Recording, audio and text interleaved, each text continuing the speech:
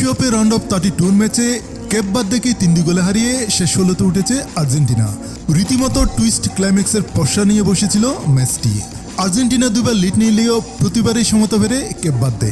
নির্ধারিত সময়ের পর অতিরিক্ত সময়ে ম্যাচ মাঠে গড়ালে শেষ দিকে প্রতিপক্ষ দলের আত্মঘাতী গোলে জয় নিশ্চিত করে বর্তমান চ্যাম্পিয়নরা।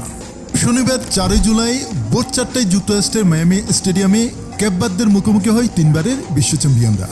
ম্যাচের 29 মিনিটে লিওনেল মেসির গোলে এগিয়ে যায় আর্জেন্টিনা।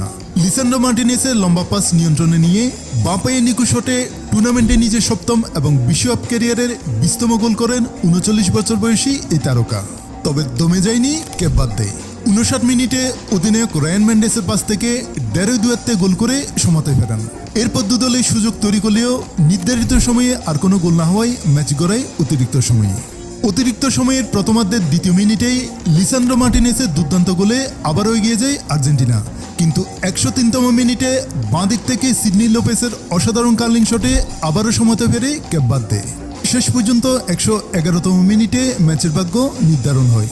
মেসির কর্নার থেকে ক্রিস্টিয়ান রোমেরোর হেড কেপ বার্দের ডিফেন্ডার দিনে বোহেটসের হাতে লেগে জালে জড়ালে আত্মঘাতী গোলের সুবাদে 3-2 ব্যবধানে এগিয়ে যায় আর্জেন্টিনা।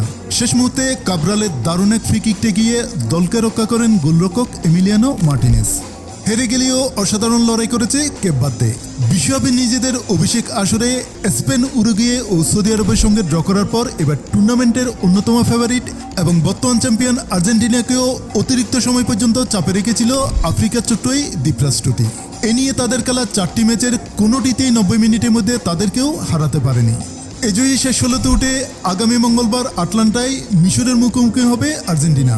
অন্যদিকে বিদায় নিলেও নিজেদের লড়াকু পারফরমেন্সে বিশ্ব ফুটবলে নতুন পরিচয় করে দেশে ফিরেছে কেপ বার্দে।